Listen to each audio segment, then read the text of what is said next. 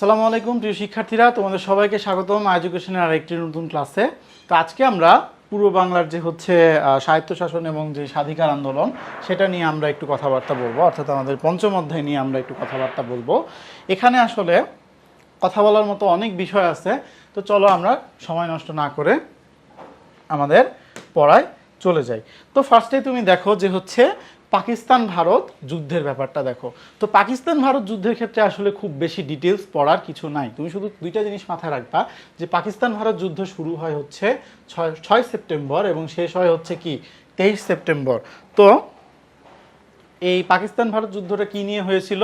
এটা কিন্তু কাশ্মীর নিয়েই হয়েছিল। দেখো কাশ্মীর এমন একটা আনসলভড ব্যাপার সেটা নিয়ে কিন্তু তাদের মধ্যে কিন্তু প্রায়শই তাদের মধ্যে ঝামেলা লেগে থাকে। সুতরাং এটাকে তোমরা মাথায় রাখবা যে হচ্ছে 6 সেপ্টেম্বর তাদের যুদ্ধ শুরু হয় এবং 23 সেপ্টেম্বর কি যুদ্ধটা শেষ হয়। এবং এই যুদ্ধটা শুরু হওয়ার পরে যেটা হয় সেটা হচ্ছে কি আমাদের যে পূর্ব পাকিস্তানের যে সীমানা সেটা কিন্তু তারা কমপ্লিটলি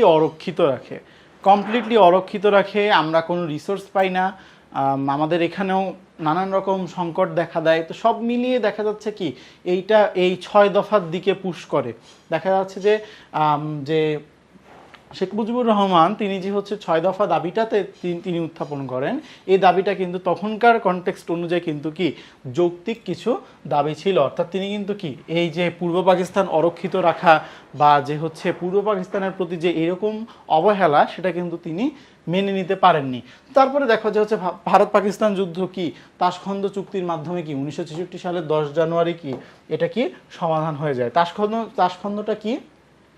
তাশখন্দ হচ্ছে সোভিয়েত ইউনিয়নের হচ্ছে একটি শহরের নাম কিন্তু তাশখন্দ, এবং সেখানে কিন্তু কি তাশখন্দ চুক্তি স্বাক্ষরিত হয়। মজার ব্যাপার হচ্ছে এই তাশখন্দ চুক্তিতে কিন্তু কি এই যে কাশ্মীর রিলেটেড কোনো প্রবলেমের যে সলিউশন সেটা কিন্তু সেখানে ছিলই না। জাস্ট ছিল যে তোমাদের বড় ভাই আইসা বলছে যে এই বেটা তোরা মারামারি করতেছিস কেন, ঠিক আছে তোরা একটু থাম, তোরা যুদ্ধ বন্ধ করে একটু শান্তি বজায় রাখ। তো ব্যাপারটা হইতেছে ওই রকম যে বড় ভাই আইসা বলছে যে যুদ্ধ করা যাবে না, মানে ঠিক আছে ভাই আমি থামে গেলাম। কিন্তু এখানে কিন্তু কাশ্মীরের সমস্যার কোনো সমাধান এখানে ছিল না, মজার বিষয়। তো দেখো যে হচ্ছে 1966 সালের 10 জানুয়ারি এই তাশখন্দ চুক্তির মাধ্যমে পাক ভারত যুদ্ধে হচ্ছে অফিসিয়াল যে এন্ডিংটা সেটা ঘটে। তারপরে আমরা আসি হচ্ছে 6 দফাতে। 6 দফার ব্যাপারটা দেখো যে হচ্ছে 1966 খ্রিস্টাব্দের 5 এবং 6 ফেব্রুয়ারি বিরোধী দলীয় নেতৃবৃন্দ দেশে গণতন্ত্র পুনরুদ্ধারে লাহোরে নিখিল পাকিস্তান জাতীয় কনফারেন্স আহ্বান করে।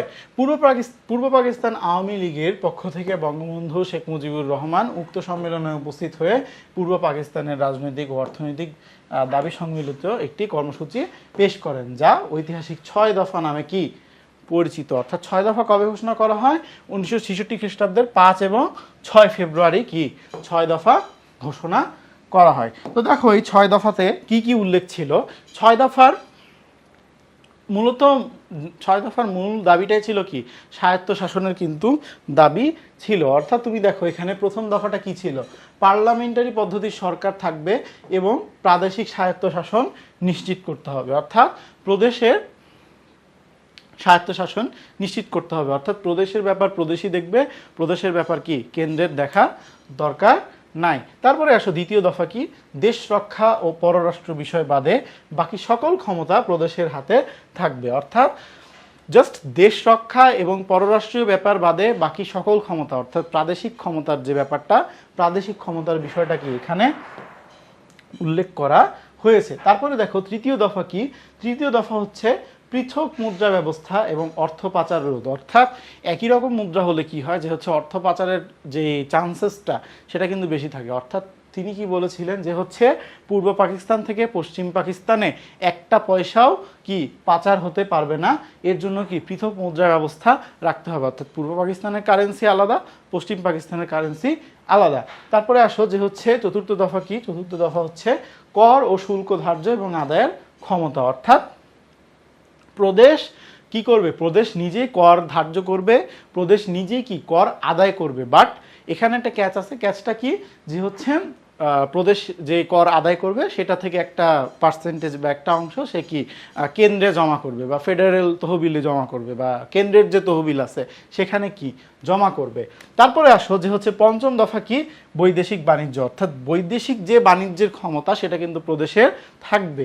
তারপরে দেখো কি ষষ্ঠ দফা কি, আঞ্চলিক সেনাবাহিনী গঠন, অর্থাৎ তিনি এটাকে ফোকাস করে কেন বলছে, কারণ ওই যে বললাম যে হচ্ছে পাক ভারত যুদ্ধের সময় কিন্তু পাকিস্তান আমাদের যে সীমান্ত সেটাকে একদমই তারা কি অরক্ষিত রাখছিল, কিন্তু এটা কিন্তু শেখ মুজিবুর রহমানের কাছে কিন্তু এই জিনিসটা তখন ভ্যালিড মনে হয়েছে। এ কারণে তিনি কি ষষ্ঠ দফাতে কিন্তু আঞ্চলিক সেনাবাহিনী গঠনের কথা উল্লেখ করছে। তো এই ছিল টোটাল তোমাদের 6 দফা দাবি। তারপরে আসো 6 দফার গুরুত্ব কি কি। তোমাকে যদি কোশ্চিন করা হয় যে 6 দফার গুরুত্ব কি কি, সেই জিনিসগুলো লেখো। তোমরা কয়েকটা বিষয় উল্লেখ করবা, সেটা হচ্ছে যে 6 দফাই হচ্ছে কি বাঙালির মুক্তির সনদ। অনেক সময় গ নাম্বারে চলে আসতে পারে যে 6 দফাকে বাঙালি জাতির মুক্তির সনদ কেন বলা হয়, ব্যাখ্যা করো। তখন তুমি কি ব্যাখ্যা করবা যে হচ্ছে 6 দফাই ছিল আমাদের প্রথম স্বায়ত্ত শাসনের যে সোপান, সেটা আমরা 6 দফার মাধ্যমে কি স্বায়ত্ত শাসনের স্বপ্ন দেখা শুরু করি। এ কারণে 6 দফা কি আমাদের জন্য গুরুত্বপূর্ণ ছিল।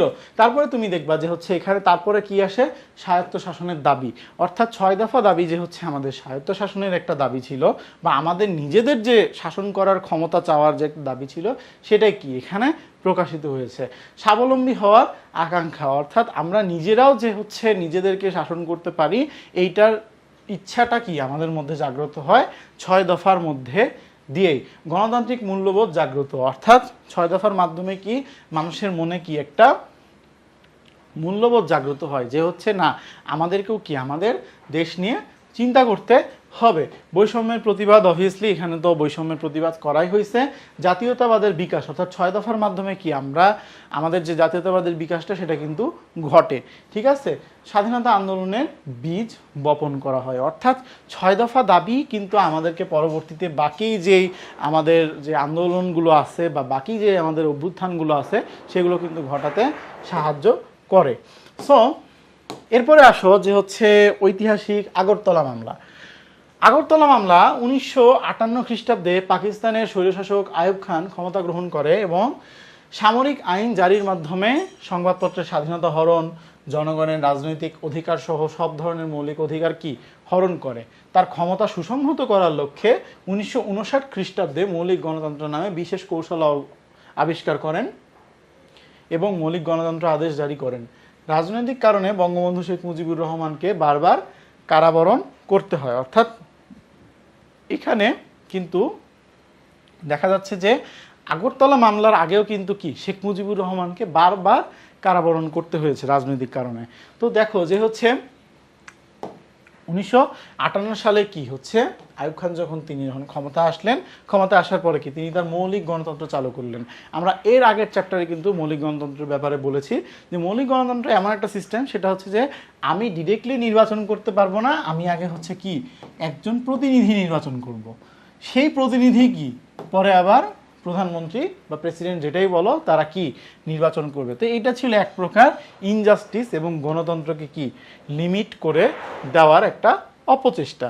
তো তারপরে দেখো যে হচ্ছে 1968 সালের 18ই জানুয়ারি আগরতলা মামলা সর্বপ্রথম দায়ের করা হয়। কারণ আগরতলা মামলাটা কিসের বেসিসে হয়েছিল তোমাকে আমি বলি, সেটা হচ্ছে যে আগরতলা মামলায় বঙ্গবন্ধুকে এরকম একটা ব্লেম দেওয়া হয় বা শেখ মুজিবুর রহমানকে এরকম একটা ব্লেম দেওয়া হয় যে সে সশস্ত্র সংগ্রামের মাধ্যমে কি আমাদের এই যে আমাদের যে হচ্ছে তৎকালীন পূর্ব পাকিস্তান সেটাকে কি সে মুক্ত করার চেষ্টা চালাচ্ছে বা স্বাধীন করার চেষ্টা চালাচ্ছে। তো এই আগরতলা মামলায় কিন্তু তিনি সহ আরও 35 জনের মধ্যে কিন্তু তাকে কিন্তু ইনক্লুড করা হয় এবং এই 35 জন মানে অর্থাৎ শেখ মুজিবুর রহমান সহ 35 জনের বিরুদ্ধে কিন্তু আগরতলা মামলা দায় করা হয়। এখানে কিন্তু নানান রকম দেখা যাচ্ছে যে উচ্চপদস্থ কর্মকর্তা, রাজনীতিবিদ, তারপরে সামরিক কর্মকর্তা, সামরিক বাহিনীর কর্মকর্তারা এখানে কিন্তু ইনভলভ ছিল বা এই মামলায় কিন্তু তাদেরকে ইনভলভ করা হয়। এটা ছিল কি একটি রাষ্ট্রদ্রোহ মামলা। তো দেখো যে হচ্ছে তার উপর যখন এই ব্লেমটা দেওয়া হলো তখন তিনি কি করলেন, তিনি হচ্ছে তখন কারাবরণ করলেন। তো তারপরে দেখো যে হচ্ছে সার্বিক দিক বিচার করলে দেখা যায় যে বাঙালিদের অধিকার আদায়ের আন্দোলনকে দাবিয়ে রাখার জন্যই বাঙালি নেতৃত্বের বিরুদ্ধে কি আগরতলা মামলা দায়ের করা হয়েছিল। পূর্ব পাকিস্তানের সর্বদলীয় ছাত্র সংগ্রাম পরিষদের 11 দফা এবং গণতান্ত্রিক সংগ্রাম পরিষদের 8 দফা এবং এর অন্যতম দাবি ছিল কি আগরতলা মামলার বন্দীদের মুক্তিদান দাবিতে গণ আন্দোলন শুরু হয়। অর্থাৎ দেখো যে হচ্ছে সর্বদলীয় ছাত্র সংগ্রাম পরিষদের কি 11 দফা দাবি এবং কি গণতান্ত্রিক সংগ্রাম পরিষদের 8 দফা দাবির অন্যতম দাবি কি ছিল যে কি আগরতলা মামলায় সকল বন্দীদের রাজবন্দীদের মুক্তি দিতে হবে। এই আন্দোলন থামাতে এই মামলার অন্যতম আসামি সার্জেন্ট জহুরুল হক এবং ছাত্র আসাদ মতিউর এবং অধ্যাপক ডক্টর শামসুজ্জোহাকে কি হত্যা করা হয়। এখানে কিন্তু হচ্ছে একটা মানে ব্যাপার আছে। ব্যাপারটা কি যে এই আসামি সার্জেন্ট জহুরুল হককে কিন্তু হচ্ছে তিনি কিন্তু কাস্টাডির মধ্যেই ছিলেন, কাস্টাডির আন্ডারে একটা কারোর হচ্ছে একটা খুন হয়ে যাওয়া এটা কিন্তু একটা রাষ্ট্রের প্রতি কিন্তু একটা বড় কলঙ্ক। এবং তিনি যখন তিনি খুন হওয়ার পরে কিন্তু সিচুয়েশন পাল্টে যায় এবং আন্দোলনের গতি কিন্তু আরও বেশি বেড়ে যায়। ঠিক আছে, তো এতে আন্দোলনে গণ অভ্যুত্থানে পরিণত হলে 1969 খ্রিস্টাব্দের 22 ফেব্রুয়ারি বঙ্গবন্ধু শেখ মুজিবুর রহমান এবং তার সহকর্মীগণ বিনা শর্তে কারাগার থেকে মুক্তি লাভ করেন। এভাবে আগরতলা মামলা মিথ্যা এবং উদ্দেশ্যমূলক প্রমাণিত হয়। তারপরে আসো যে আগরতলা মামলার গুরুত্ব কি ছিল। আগরতলা মামলার যদি আমি গুরুত্ব নিয়ে কথা বলি, সর্বপ্রথম আগরতলা মামলা কি জনমনে জাতীয়তাবাদী চেতনার উন্মেষ ঘটায়। অর্থাৎ আগরতলা মামলায় কি জনগণের মনে ফার্স্টে এই জিনিসটা জন্ম দেয় যে তারা আমাদেরকে এত সহজে ক্ষমতা দিবে না, বা তারা আমাদের দাবি মেনে নিবে না। 6 দফা ও 11 দফা সকলের গণদাবিতে পরিণত হয়। অর্থাৎ ছাত্র সংগ্রাম পরিষদের 11 দফা এবং যে শেখ মুজিবুর রহমানের 6 দফা এটা কি সকলের দাবিতে পরিণত হয়। পাকিস্তান সরকারের দুর্বলতা প্রমাণ হয়। অর্থাৎ যখন একটা মামলা মিথ্যা মামলা হিসেবে রাষ্ট্র তখন জিনিসটাকে আর চালাতে পারলো না, তখন কি এটা কি রাষ্ট্রের প্রতি একটা কলঙ্ক। তারপর দেখো আইয়ুব খানের ক্ষমতাচ্যুত হওয়া। অর্থাৎ এই গণ অভ্যুত্থানের মাধ্যমে কি আইয়ুব খান ক্ষমতাচ্যুত হয় এবং ইয়াহিয়া খান কি ক্ষমতা গ্রহণ করে, এবং ইয়াহিয়া খান ক্ষমতা গ্রহণ করার পরে কি নির্বাচনের প্রতিশ্রুতি দেয়। অর্থাৎ একটু ঠান্ডা করার জন্য যে বাবা তোমরা একটু থামো, আমি নির্বাচনটা দিয়ে নিই। ঠিক আছে, তো ব্যাপারটা অনেকটা এইরকম। তারপরে আসো যে হচ্ছে পূর্ব পাকিস্তানের প্রতি বৈষম্যমূলক নীতি। কি বৈষম্যমূলক নীতি ছিল পূর্ব পাকিস্তানের প্রতি, আমাদের কি বৈষম্যমূলক নীতি ছিল, এটা যদি আমি দেখতে চাই তাহলে আমি দেখবো যে হচ্ছে তুমি ধরো যে তুমি রাজনৈতিক বৈষম্য বলো, যে রাজনৈতিক বৈষম্য এতক্ষণ তো দেখলাই যে হচ্ছে কীরকম রাজনৈতিক বৈষম্য ছিল, যে যখনই কেউ আন্দোলন করতো বা কোনো একটা জিনিস নিয়ে দেখা যাচ্ছে তাদের ন্যায্য দাবি পেশ করতে যেত তখনই তাদেরকে কি কারাবরণ করতে হতো। প্রশাসনিক বৈষম্য, আমাদের উচ্চপদস্থ আমলা বা উচ্চপদস্থ কর্মকর্তা তেমন একটা ছিল না। অর্থনৈতিক বৈষম্য আমাদেরকে সবসময় ফেস করতে হতো। আমাদের এই পূর্ব পাকিস্তানে যা উৎপাদন হতো সেটাকে কি পশ্চিম পাকিস্তানে কি পাচার করে দেওয়া হতো, বা পশ্চিম পাকিস্তানে জিনিসটাকে দেখা যাচ্ছে নিয়ে যাওয়া হতো। আমরা এখানে কোনো বেনিফিট পেতাম না। বৈদেশিক বাণিজ্যের ক্ষেত্রেও কি তারা বেনিফিট পেত।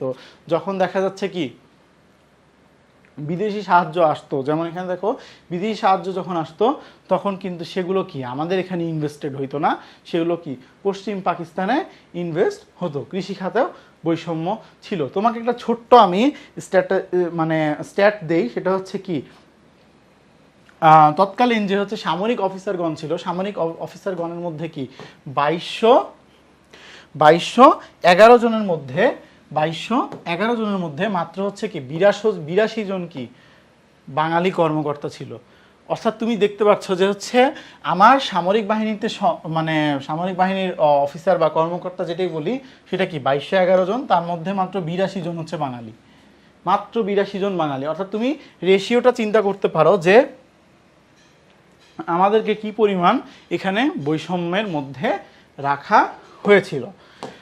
তারপরে দেখো যে 69-এর গণ অভ্যুত্থান কিভাবে হয় বা গণ অভ্যুত্থানের পটভূমিটা কি। তো দেখো যে হচ্ছে যখন আগরতলা মামলাটা হলো, আগরতলা মামলা হওয়ার পরে 1969 খ্রিস্টাব্দের ডিসেম্বর মাসে অধিকাংশ রাজনৈতিক দলের প্রতিনিধিগণ ঢাকায় মিলিত হয়ে 8 দফা কর্মসূচির ভিত্তিতে গণতান্ত্রিক ছাত্র সংগ্রাম পরিষদ গঠন করে এবং কি পিপলস পার্টি ও ন্যাপ ছাড়া অন্যান্য দল এতে অংশ নেয়। এই সংগ্রাম পরিষদের ও বর্তমান শাসনতন্ত্রের ভিত্তিতে যে কোনো নির্বাচনে অংশগ্রহণ করা থেকে বিরত থাকার সিদ্ধান্ত গ্রহণ করে।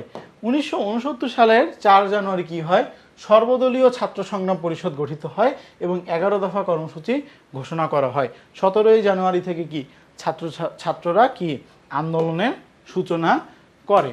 তারপরে আসো যে হচ্ছে গণ অভ্যুত্থান কিভাবে বড় আকার ধারণ করে। ঢাবি ছাত্র আসাদুজ্জামান পুলিশের গুলিতে ফার্স্টে নিহত হয়। ঢাবি ছাত্র আসাদুজ্জামান নিহত হওয়ার পরে হচ্ছে স্কুল ছাত্র কিশোর মতিউর সহ আরও বেশ কয়েকজন কি নিহত হয়। তারপরে দেখো 15 ফেব্রুয়ারি কি বিচারাধীন আসামি সার্জেন্ট জহুরুল হককে গুলি করে হত্যা করা হয়। অর্থাৎ যখন তাকে কাস্টাডির মধ্যে রেখেই যখন তাকে হত্যা করা হলো। তারপরে দেখো কি 18 ফেব্রুয়ারিতে কি রাজশাহী বিশ্ববিদ্যালয়ের শিক্ষক অধ্যাপক ডক্টর শামসুজ্জোহাকে কি হত্যা করা হয়। তো এতজনকে যখন পুলিশের গুলিতে হত্যা করা হলো তখন কি দেখা যাচ্ছে কি আন্দোলন আরও বেশি বেগবান হলো এবং খুব বেশি দিন না 18 ফেব্রুয়ারি থেকে একদম 22 ফেব্রুয়ারিতে কি শেখ মুজিবুর রহমান সহ আরও অন্যরা কারাগার থেকে মুক্তি পেল। এবং তারপরে দেখো যে কি 23 ফেব্রুয়ারি যখন তাকে এই গণসংবর্ধনা দেওয়া হলো, তারপরে কি 25 March field marshal Ayub Khan general Yahya খানের কাছে কি ক্ষমতা হস্তান্তর করে তিনি কি তার গদি ছেড়ে দেন। অর্থাৎ আমাদের যে 1969-এর যে হচ্ছে গণ অভ্যুত্থান সেটার একটা কি ফলাফল ছিল কি যে হচ্ছে আইয়ুব খানের ক্ষমতাচ্যুত হওয়া। তো তারপরে আসো গণ অভ্যুত্থানের ফলাফল কি ছিল। গণ অভ্যুত্থানের ফলাফল ছিল যে হচ্ছে জাতীয়তাবাদের বিকাশ। সর্বপ্রথম যে জাতীয়তাবাদের আমাদের বাঙালি জাতীয়তাবাদটা কি বিকশিত হয়। 21 ফেব্রুয়ারিকে সরকারি ছুটি ঘোষণা করা হয়। তারপরে কি আমলাতন্ত্রের বিনাশ হয়। অর্থাৎ দেখা যাচ্ছে যে আমাদের যে এই আগরতলা মামলার মাধ্যমে কিন্তু দেখা যাচ্ছে এই আমলাতন্ত্রের বিনাশটা কিন্তু ঘটে। নির্বাচন ঘোষণা, অর্থাৎ ইয়াহিয়া খান যখন ক্ষমতায় আসলো, ইয়াহিয়া খান ক্ষমতায় আসার পরে প্রথম যে কাজটা করছে সেটা হচ্ছে যে তিনি কি নির্বাচন ঘোষণা করে। নির্বাচনে বিজয়, অর্থাৎ আমাদের এই 69 গণ অভ্যুত্থানে কি পরবর্তীতে হচ্ছে 70 সালে যে আওয়ামী লীগের যে নিরঙ্কুশ সংখ্যাগরিষ্ঠতা সেটার কিন্তু কারণ ছিল। মামলা প্রত্যাহার, অর্থাৎ এই আমাদের হচ্ছে আগরতলা মামলা সহ অন্যান্য যত সব মামলা ছিল সব কিন্তু কি প্রত্যাহার করে নেয়। তারপরে কি আইয়ুব খানের পতন, অর্থাৎ আইয়ুব খান এর মাধ্যমে কি ক্ষমতা থেকে চলে যায় এবং স্বাধীনতা সংগ্রামের অনুপ্রেরণা কি এখান থেকেই পাওয়া যায়। তো এগুলো ছিল গণ অভ্যুত্থানের ফলাফল। তারপরে আসো যে হচ্ছে 1970 সালের নির্বাচন। 1970 সালের নির্বাচন, অর্থাৎ দেখো যে হচ্ছে যখন 1969 সালে গণ অভ্যুত্থানের মাধ্যমে কি যখন আওয়ামী লীগ এত একটা পপুলারিটি লাভ করলো তখন কিন্তু কি 70-এর নির্বাচন কিন্তু তার জন্য জেতা একটু ইজি ছিল আমি বলবো। তো দেখো যে কিভাবে তারা এটা করে যে জাতীয় পরিষদের নির্বাচন হয় কি 7 ডিসেম্বর নির্বাচন হয় এবং প্রাদেশিক পরিষদের নির্বাচন হয় কি 17 ডিসেম্বর 1970 সালে নির্বাচন হয়। এবং নির্বাচনে আওয়ামী লীগ অভূতপূর্ব বিজয় লাভ করে এবং পূর্ব পাকিস্তানের জাতীয় পরিষদে 169টি আসনের মধ্যে তারা 167টি আসন লাভ করে। অর্থাৎ জাতীয় পরিষদে এটা সংখ্যা কত ছিল 169টা আসনের মধ্যে তারা কি 167টা আসনই তারা লাভ করে। এটা কিসে লাভ করে? জাতীয় পরিষদে লাভ করে। অপরদিকে কিন্তু পশ্চিম পাকিস্তানে তারা কোনো আসন পায় নাই। খুবই স্বাভাবিক বিষয়, পশ্চিম পাকিস্তানে তো তারা মানে ওরকম জনপ্রিয় না, তারা পশ্চিম পাকিস্তানে কিভাবে আসন পাবে। আরেকটা জিনিস দেখো যে হচ্ছে পশ্চিম পাকিস্তানে কি জাতীয় পরিষদে পিপলস পার্টি 144টির মধ্যে 88টি আসন লাভ করে। এ দলটি পূর্ব পাকিস্তানে কোনো আসন লাভ করেনি, অর্থাৎ যে পাকিস্তান পিপলস পার্টি ছিল সেটা কি পূর্ব পাকিস্তানেও কোনো আসন লাভ করেনি। তারপরে আসো যে হচ্ছে একইভাবে পূর্ব পাকিস্তান প্রাদেশিক আইন পরিষদে কি 310টি আসনের মধ্যে মহিলা আসন সহ এই আওয়ামী লীগ কয়টা আসন লাভ করে 298টা আসন। অর্থাৎ এটা তো জাতীয় পরিষদে, ঠিক আছে, এটা কি জাতীয় পরিষদে। আর প্রাদেশিক পরিষদে কয়টা আসন লাভ করে 310টা আসনের মধ্যে তারা 298টা আসনই তারা কি টোটাল লাভ করে। সুতরাং এইটাই কিন্তু বোঝাচ্ছে যে হচ্ছে তাদের যে জনপ্রিয়তাটা সেটা কতটা বেশি ছিল। এই 310টা আসন কিন্তু সংরক্ষিত মহিলা আসন সহ, এই কথাটা মাথায় রাখবা। তারপরে আসো 1970-এর নির্বাচনের গুরুত্ব। 1970 সালের নির্বাচনের গুরুত্বটা একটু দেখো, যে 1970 সাল কি বাঙালি জাতীয়তাবাদের বিজয়, অর্থাৎ বাঙালিরা যে হচ্ছে বাঙালি জাতীয়তাবাদের যে উত্থানটা বা বাঙালি জাতীয়তাবাদের যে বিজয়টা সেটা কিন্তু 70-এর নির্বাচনে ঘটে। আত্মপ্রতিষ্ঠা এবং স্বায়ত্তশাসনের সুযোগ সৃষ্টি, এটাও বলা যায়। ঔপনিবেশিক শাসন থেকে মুক্তি, অর্থাৎ যে আইয়ুব খানের যে হচ্ছে স্বৈরাচারী যে তার যে সরকার ছিল সেখান থেকে তারা কি মুক্তি পায় এবং তারা কি নতুন একটা সম্ভাবনা দেখতে পায়। এবং আওয়ামী লীগের নেতৃত্ব প্রতিষ্ঠা, পাকিস্তান বিভাজনের পূর্বাভাস। অবভিয়াসলি এটা বোঝাই যাচ্ছিল যে প্রাদেশিক স্বায়ত্তশাসন যদি তাদেরকে দিয়ে দেওয়া হয়, দেখা যাচ্ছে প্রদেশ নিজের মতো চলবে, তখন তো আর পাকিস্তানকে আসলে সেরকম আমরা তো আর দাম দিব না বা গুরুত্ব দিব না। সংগ্রামী চেতনার জাগরণ, অর্থাৎ মানুষের মনে অলরেডি একটা স্ট্রাগল করার মেন্টালিটি কি ক্রিয়েট হয়ে যায়, যে না আমরা এত দূর স্ট্রাগল করে আসছি আর একটু স্ট্রাগলও করতে পারি। স্বাধীন বাংলাদেশের অভ্যুদয়, অর্থাৎ এই 1970 সালের নির্বাচনে কি পরবর্তীতে 71 সালের যে মুক্তিযুদ্ধ সেটাকে অনুপ্রাণিত করে। 3রা মার্চ জাতীয় পরিষদের অধিবেশনে অনির্দিষ্টকালের জন্য স্থগিত করে দেওয়া হয়, অর্থাৎ ইয়াহিয়া খান নানান রকম কারণ দেখায় সে কি করে যে হচ্ছে না এখন ক্ষমতা হ্যান্ডওভার করা যাবে না, আমি জাতীয় পরিষদের অধিবেশন আমি স্থগিত করে দিচ্ছি, সে কিন্তু রেডিওর মাধ্যমে স্থগিত করে দেয়। এবং 2রা মার্চ ঢাকা বিশ্ববিদ্যালয়ে বাংলাদেশের মানচিত্র খচিত স্বাধীন বাংলার পতাকা কি উত্তোলন করা হয়। অর্থাৎ 2রা মার্চ তুমি যদি কখনো ঢাকা বিশ্ববিদ্যালয়ে আসো তো দেখবা যে হচ্ছে ঢাকা বিশ্ববিদ্যালয়ের যে আমাদের যে হচ্ছে কলাভবন আছে, কলাভবনের বারান্দা থেকে কিন্তু সর্বপ্রথম কি এই পতাকা উত্তোলন করা হয়। পতাকা উত্তোলন করে কে? আসমা আব্দুর রব। তারপরে দেখো যে হচ্ছে 1971 সালের 25শে মার্চ অবধি অসহযোগ আন্দোলন কি অব্যাহত থাকে। তারপরে দেখো যে হচ্ছে 1971 সালে 7ই মার্চে হচ্ছে 7ই মার্চে কি 1971 সালে 7ই মার্চে কি শেখ মুজিবুর রহমান তিনি কিন্তু ভাষণ প্রদান করেন। তার ভাষণে কি কি বিষয় উল্লেখ ছিল, যদি আমরা একটু শর্টে যদি জিনিসটা দেখি সেটা কি দেখব যে হচ্ছে অবিলম্বে সামরিক আইন প্রত্যাহার করতে হবে। ভাষণটা তো অনেক বড়, তোমাদেরকে জাস্ট কয়েকটা পয়েন্ট মনে রাখতে হবে, তোমরা সেগুলো মনে রাখো। অবিলম্বে সামরিক আইন প্রত্যাহার করতে হবে, সেনাবাহিনীকে ব্যারাকে ফিরিয়ে নিতে হবে। ঠিক আছে, সেনাবাহিনীকে ব্যারাকে ফিরিয়ে নিতে হবে, সেনাবাহিনী কর্তৃক হত্যাকাণ্ডের তদন্তপূর্বক বিচার করতে হবে, নির্বাচিত জনপ্রতিনিধিদের নিকট কি ক্ষমতা হস্তান্তর করতে হবে। এই চারটাই কি ছিল? এই চারটাই ছিল হচ্ছে মূলত এই হচ্ছে 7ই মার্চের ভাষণের মূল থিম।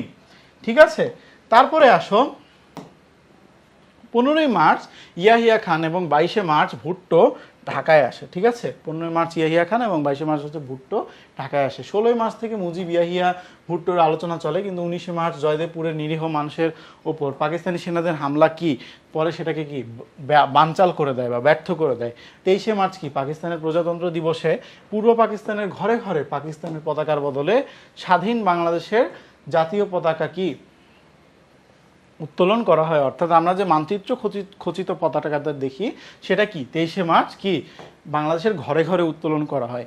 2রা মার্চ যে পতাকাটা উত্তোলন করা হয়েছিল সেটা কি প্রথম পতাকা উত্তোলন ছিল, বাট সেটা কি দেখা যাচ্ছে যে ঢাকা বিশ্ববিদ্যালয়ে শুধুমাত্র উত্তোলন করা হয়েছিল। বাট 23শে মার্চ জিনিসটা কি তখন আমাদের বাংলাদেশের প্রত্যেকটা ঘরে ঘরে কিন্তু সেই পতাকা উত্তোলন করা হয়। এবং অসহযোগ আন্দোলনের মধ্যেই দেখো যে 25শে মার্চ অপারেশন সার্চলাইটের মাধ্যমে নিরস্ত্র বাঙালির ওপর আক্রমণ চালানোর নির্দেশ দিয়ে ইয়াহিয়া খান কি ঢাকা ত্যাগ করেন।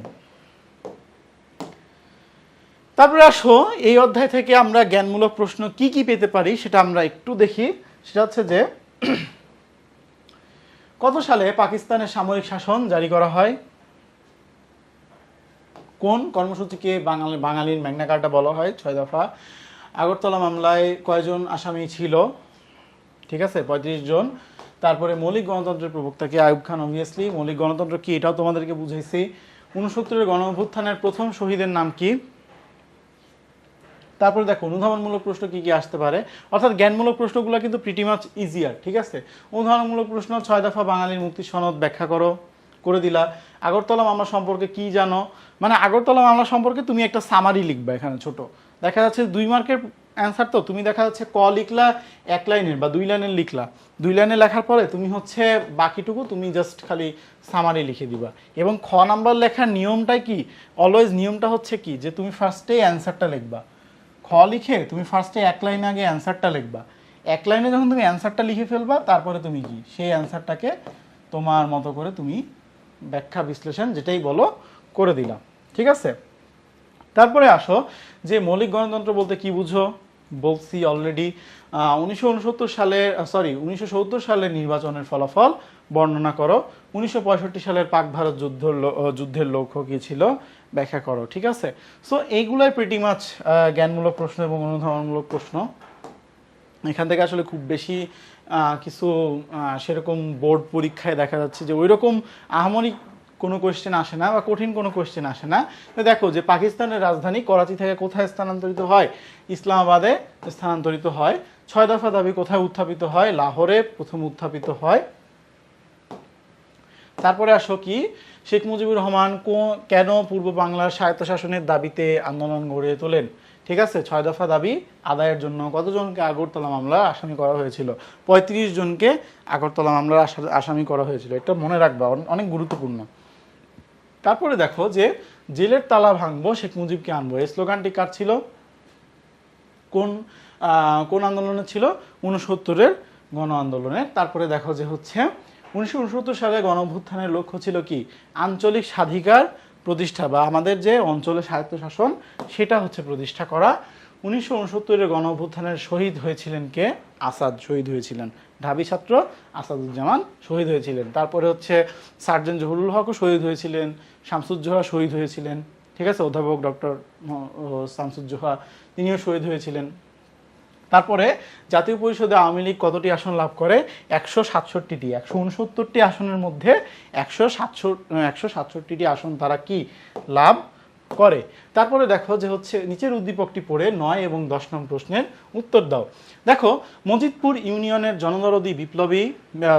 জনদরদি বিপুল ভোটে নির্বাচিত চেয়ারম্যান নির্বাচনের পর তার হাতে ক্ষমতা হস্তান্তরের জন্য জোর দাবি জানালে ষড়যন্ত্র করার দায়ে তাকে এবং তার অনুসারীদের বিরুদ্ধে একটা মিথ্যা মামলা দায়ের করে তাকে কারাগারে প্রেরণ করা হয়। এখানে কিন্তু আগরতলা মামলার যে সেটাকেই কিন্তু এখানে ইন্ডিকেট করতেছে। তো দেখো যে উদ্দীপকে উল্লিখিত চেয়ারম্যানের সাথে তোমার পাঠ্য বইয়ের কোন নেতার মিল রয়েছে, এটা কি, অবভিয়াসলি শেখ মুজিবুর রহমানের নামই এখানে চলে আসবে। উক্ত মামলায় উল্লিখিত নেতার বিরুদ্ধে কত খ্রিস্টাব্দে উক্ত মামলা উল্লিখিত নেতার বিরুদ্ধে কত খ্রিস্টাব্দে করা হয়, 1968 খ্রিস্টাব্দে করা হয়। উদ্দীপকটি পড়ে 11 নং প্রশ্নের উত্তর দাও। দুর্গাপুর কলেজ ছাত্র সংসদ নির্বাচনে অন্যান্য সকল দল মিলে এক প্রতিক্রিয়াশীল সংগঠনকে বিপুল ভোটে পরাজিত করে, অর্থাৎ এখানে কিন্তু 70-এর নির্বাচনে জয়ের বিষয়টা চলে আসছে। উদ্দীপকে উল্লিখিত প্রতিক্রিয়াশীল সংগঠন বলতে নিচের কোনটিকে বোঝায়, অবভিয়াসলি আওয়ামী লীগ। তারপরে আসো যে হচ্ছে নিচের উদ্দীপকটি পড়ো এবং 12 এবং 13 নং প্রশ্নের উত্তর দাও। সাবিহা বাবার সাথে প্রথম ঢাকায় এসেছে, আসাদ গেট এলাকায় এসে বাবার কাছে সে জানতে চায় এটা আসাদ গেট নাম হলো কেন, বাবা তাকে এই নামকরণের ইতিহাস বর্ণনা করেন। উদ্দীপকটি নিচের কোন ঘটনাকে স্মরণ করিয়ে দেয়, ভাষা আন্দোলন, 6 দফা আন্দোলন, 11 দফা আন্দোলন, অসহযোগ আন্দোলন, অবভিয়াসলি অসহযোগ আন্দোলন হবে এটা। উক্ত আন্দোলনের ফলে আমলাতন্ত্রের বিকাশ ঘটে, এটা আগেই বাদ, এটা জাতীয়তাবাদের বিকাশ হয়, হ্যাঁ এটা রাইট হইতে পারে। তারপরে হচ্ছে কি যে স্বাধিকার চেতনা প্রতিষ্ঠার পথ কি প্রশস্ত হয়। সো তারপরে আসো যে আমরা কিছু সৃজনশীল প্রশ্নে চলে আসি, ঠিক আছে। এখানকার মধ্যে কি কি সৃজনশীল প্রশ্নগুলো থাকতে পারে, দেখো যে রনির দেশের 2টি অঞ্চলের মধ্যে সে পূর্বাঞ্চলে বাস করে, দেশটির রাজধানী পশ্চিমাঞ্চলে অবস্থিত, আগেই ফার্স্টে একটা বৈষম্য। তারপরে দেখো কি রনির অঞ্চলের সকল আয় পশ্চিমাঞ্চলে চলে যায়, অর্থনৈতিক বৈষম্য। তারপরে কি দেশটির কেন্দ্রীয় ব্যাংক সহ সকল বীমা ও বাণিজ্যিক প্রতিষ্ঠানের সদর দপ্তর ছিল পশ্চিমাঞ্চলে, আরেকটা বৈষম্য। ফলে রনির অঞ্চলে কখনো বড় কোনো শিল্প কারখানা গড়ে ওঠেনি। অর্থাৎ এখানেও কিন্তু অর্থনৈতিক বৈষম্যের কথাই কিন্তু এখানে বারবার ঘুরে ফিরে চলে আসতেছে। তারপরে দেখো যে হচ্ছে উদ্দীপকে রনির দেশের দুই অঞ্চলের বৈষম্য পঠিত বইয়ের কোন বিষয়টিকে ইঙ্গিত দেয় এটা ব্যাখ্যা করো। অর্থাৎ পূর্ব পাকিস্তানের প্রতি যে পশ্চিম পাকিস্তানের বৈষম্যমূলক আচরণ ছিল এটাকে কিন্তু এখানে ইন্ডিকেট করতে বলা হচ্ছে। তারপরে দেখো তুমি কি মনে করো উক্ত বৈষম্য বাঙালি স্বাধিকার আন্দোলনের একমাত্র কারণ? তোমার উত্তরের সপক্ষে যুক্তি দাও, দিয়ে ফেলবা। তারপরে আসো জনাব ক তার অঞ্চলের একজন জনপ্রিয় নেতা, মানুষের সামগ্রিক কল্যাণের জন্য তিনি কাজ করেন, এলাকার মানুষের অধিকার আদায়ের নিমিত্তে সরকারের নিকট তিনি কয়েকটি দাবি পেশ করেন, তার দাবিসমূহ এলাকার গণমানুষের মুক্তির দাবিতে পরিণত হয়। অর্থাৎ এখানে ডেফিনেটলি তোমাকে 6 দফার কথাই বোঝাচ্ছে। গ নম্বরটা দেখো যে কি উদ্দীপকের ঘটনার সাথে তোমার পাঠ্য বইয়ের কোন ঘটনার মিল রয়েছে ব্যাখ্যা করো। অবভিয়াসলি 6 দফা দাবির ঘটনার মিল রয়েছে।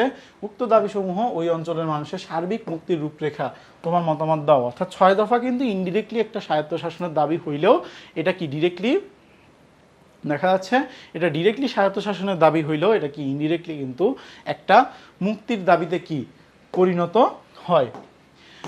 তারপরে আসো কি 1930 এর দশকে কমিউনিস্ট আন্দোলনের বিরুদ্ধে ভারতে 3টি ষড়যন্ত্র মামলা রুজু করা হয়। এগুলো হলো পেশোয়ার ষড়যন্ত্র মামলা, মিরাট ষড়যন্ত্র মামলা ও কানপুর ষড়যন্ত্র মামলা। এতটুকুই উদ্দীপক। তো তোমার যখন এরকম কোনো উদ্দীপক থাকবে তখন তোমাকে কি উদ্দীপকটা বারবার পড়ে পড়ে কি জিনিসটা আইডেন্টিফাই করতে হবে যে এখানে আসলে কি মিন করছে বা এখানে কি বোঝাচ্ছে। তুমি যখন এই জিনিসটা বুঝতে পারবা তখন কি তুমি এখানে খুব ইজিলি জিনিসটা অ্যান্সার করতে পারবা। যেমন দেখো যে উদ্দীপকের মামলার সাথে তোমার পাঠ্য বইয়ের কোন মামলার পঠিত বইয়ের কোন মামলার মিল রয়েছে তুমি এখানে কিন্তু বলে দিতে পারবা যে আগরতলা ষড়যন্ত্র মামলা। উক্ত মামলার পরিণতি কি হয়েছিল পাঠ্য বইয়ের আলোকে বিশ্লেষণ করো। অর্থাৎ আগরতলা মামলার ফলাফল কি ছিল এটাকে তোমার ব্যাখ্যা করতে বলছে। যে আগরতলা মামলার ফলাফল ছিল আইয়ুব খানের ক্ষমতাচ্যুতি, বাঙালি জাতীয়তাবাদের বিকাশ, বাঙালির মুক্তির পথ প্রশস্ত হওয়া, ঠিক আছে, আমলাতন্ত্রের বিনাশ। তোমাকে যেগুলো পয়েন্ট বললাম সেগুলো তুমি যদি এখানে লিখতে পারো মার্ক পেয়ে যাবা। তারপরে আসো আমাদের দুর্বলতা, ভীরুতা, কলুষ আর লজ্জা সমস্ত দিয়েছে ঢেকে একখণ্ড বস্তু মানবিক, আসাদের শার্ট আজ আমাদের প্রাণের পতাকা। অর্থাৎ এখানে কিন্তু যে আমাদের যে ঢাবি ছাত্র আসাদুজ্জামান তার যে হচ্ছে এখানে যে মৃত্যুটা বা তার যে এখানে শাহাদাতটা এখানে কিন্তু সেটাই বুঝাচ্ছে। তো দেখো যে উদ্দীপকের কবিতার লাইনগুলো তোমার পাঠ্য বইয়ের যে আন্দোলনের কথা মনে করিয়ে দেয় তার পটভূমি সম্পর্কে লেখো। অর্থাৎ আগরতলা মামলার পটভূমি সম্পর্কে লেখো। আগরতলা মামলা কিভাবে এসেছিল, কেন হয়েছিল, তোমাকে আমি বললাম যে হচ্ছে আগরতলা মামলা কি ছিল, একটা ষড়যন্ত্র মামলা ছিল। এবং এই মামলাটা কিসের জন্য হয়েছিল, এই মামলাতে কাকে ব্লেম দেওয়া হয়, শেখ মুজিবুর রহমানকে কিন্তু এই মামলায় মিথ্যা ব্লেম দেওয়া হয় যে কি সে সশস্ত্র আন্দোলনের মাধ্যমে কি ক্ষমতা দখল করতে চায়। তো এইটার পটভূমি সম্পর্কে সেখানে তুমি উল্লেখ করবা। তারপরে দেখো উক্ত আন্দোলনের ফলাফল সম্পর্কে তোমার মতামত দাও। একই জিনিস তোমাকে বললাম যে হচ্ছে আগরতলা মামলার যে ফলাফল সেটা কি ছিল, যে হচ্ছে 69-এর গণ অভ্যুত্থান এবং গণ অভ্যুত্থান থেকে কি 70-এর নির্বাচন, সব কিছুই কিন্তু তুমি ফলাফল হিসেবে উল্লেখ করতে পারো। তারপরে দেখো জাতীয় পুরস্কারপ্রাপ্ত কবি নির্মলেন্দু গুণ এক অনুষ্ঠানে 12টি মাসের মধ্যে মার্চ মাসকে বিশেষ গুরুত্বপূর্ণ মাস হিসেবে উল্লেখ করেন। তিনি বলেন বহু কারণে মার্চ মাস বিশেষ ঐতিহাসিক গুরুত্ব বহন করে। অর্থাৎ এখানে কিন্তু মার্চ মাসের ঘটনাগুলোর মধ্যে কিন্তু তোমাকে সীমাবদ্ধ থাকতে হবে। উদ্দীপকের উল্লেখিত মাসটির প্রথম সপ্তাহের গুরুত্বপূর্ণ দিনটির তাৎপর্য ব্যাখ্যা করো। অর্থাৎ এখানে কিন্তু 7ই মার্চকে বোঝাচ্ছে, ঠিক আছে। উদ্দীপকে উল্লিখিত মাসটির অর্থাৎ মার্চ মাসের প্রথম সপ্তাহের সবচেয়ে গুরুত্বপূর্ণ দিনটির তাৎপর্য ব্যাখ্যা করো। অবভিয়াসলি 7 মার্চ, ঠিক আছে। প্রকারান্তে এই মাসের প্রথম থেকে মুক্তি সংগ্রামের শুরু, উক্তিটি যথার্থতা নিরূপণ করা। অর্থাৎ 3 মার্চ যখন জেনারেল ইয়াহিয়া খান তার জাস্ট একটা বাহানা দিয়ে তিনি যখন হচ্ছে জাতীয় পরিষদের অধিবেশনটা তিনি যখন স্থগিত করে দিলেন, স্থগিত করে দেওয়ার পর কি দেখা যাচ্ছে যে তখন শেখ মুজিবুর রহমান কি বুঝতে পারলেন যে এরা এত সহজে আমাদের হাতে ক্ষমতা হস্তান্তর করবে না। তিনি 7ই মার্চের ভাষণটা দিলেন এবং ভাষণ দেওয়ার পরে সেখানে কিন্তু তিনি ইনডিরেক্টলি স্বাধীনতার ঘোষণাটা কিন্তু তিনি সেখানে কিন্তু তিনি উল্লেখ করেন, ঠিক আছে। যে এবারের সংগ্রাম আমাদের মুক্তির সংগ্রাম, এবারের সংগ্রাম স্বাধীনতার সংগ্রাম, তার যে বিখ্যাত যে কোটেশনটা। সো তারপরে দেখো যে তারপরে কি হয়, যে 7ই মার্চের পর থেকে কি অসহযোগ আন্দোলন শুরু হয়, অর্থাৎ 7ই মার্চের ভাষণে কিন্তু এই জিনিসটা উল্লেখ ছিল যে অসহযোগ আন্দোলন এর ডাক দেন, ঠিক আছে, যে আপনারা কেউ কোনো প্রতিষ্ঠানে যাবেন না, মাস শেষে আপনার বেতন তুলতে যাবেন, বেতন তোলার পরে যদি একটা গুলি চলে তবে প্রত্যেক ঘরে ঘরে দুর্গ গড়ে তুলো, এইরকম থিমটা ছিল 7 মার্চের ভাষণের। সুতরাং আর যেই 4টা পয়েন্টের কথা বললাম যে হচ্ছে যেমন হচ্ছে সামরিক বাহিনীকে ব্যারাকে ফিরিয়ে নেওয়া, যেগুলো হত্যাকাণ্ড হয়েছে সেগুলো তদন্ত করা, নিয়মতান্ত্রিক উপায়ে ক্ষমতা হস্তান্তর করা, এইগুলো কিন্তু তোমাকে অবশ্যই উল্লেখ করতে হবে। এবং এটাই কি ছিল, আমাদের বাঙালির মুক্তি সংগ্রামের শুরু ছিল এবং এখান থেকেই কি বাঙালির মুক্তি সংগ্রামের সূত্রপাত হয়। এখন দেখো তুমি এই চ্যাপ্টার থেকে টপিক কি কি কভার করবা। তুমি ফার্স্টেই যে টপিকটা কভার করবা 6 দফা এবং এর গুরুত্ব। 6 দফা গুরুত্ব, এখানে তুমি ফলাফলটাও উল্লেখ করতে পারো। 6 দফার ফলাফল কি, ঐতিহাসিক আগরতলা মামলার এই টপিকটা তুমি একটু ভালো করে দেখবা। রাষ্ট্র বনাম বঙ্গবন্ধু শেখ মুজিবুর রহমান এবং অন্যান্য। 1970 সালে যে সাধারণ নির্বাচন সেটা তুমি দেখবা, সাধারণ নির্বাচনের ফলাফল এবং সাধারণ নির্বাচনের গুরুত্ব। তারপরে আসো যে 7ই মার্চে বঙ্গবন্ধু শেখ মুজিবুর রহমানের ঐতিহাসিক ভাষণ, এইটাও তুমি ভালো করে দেখবা। তো তোমাদের এই চ্যাপ্টার থেকে সোফার এতটুকুই তোমাদের আমার পড়ানো ছিল। এই চ্যাপ্টার থেকে আসলে খুব বেশি যে ডেপথে যে কিছু পড়াবো তা কিন্তু না, কারণ হচ্ছে দেখো এখানে ম্যাক্সিমামই যেসব ইনফরমেশন তোমাদের ম্যাক্সিমাম বইয়ে দেওয়া আছে সব কিছু কিন্তু সারফেস লেভেলেরই। সুতরাং এখান থেকে আসলে খুব বেশি ডেপথে কিছু পড়ানো নাই। তবে তোমাদের মুক্তিযুদ্ধের যে চ্যাপ্টার দুটো আছে, যে হচ্ছে তোমাদের যে মুক্তিযুদ্ধ বা মুজিবনগর সরকার পরবর্তীতে যে হচ্ছে তোমাদের যে দেখা যাচ্ছে যে মুক্তিযুদ্ধের যে আন্তর্জাতিক যে অঙ্গন, সেই আন্তর্জাতিক অঙ্গনের যেসব ব্যাপারগুলো আছে সেগুলো নিয়ে পরবর্তীতে বিস্তারিত আলোচনা করা হবে। ততদিন পর্যন্ত তোমরা সবাই ভালো থাকো, সুস্থ থাকো। তোমাদের সাথে আবার দেখা হবে নতুন একটি ক্লাসে।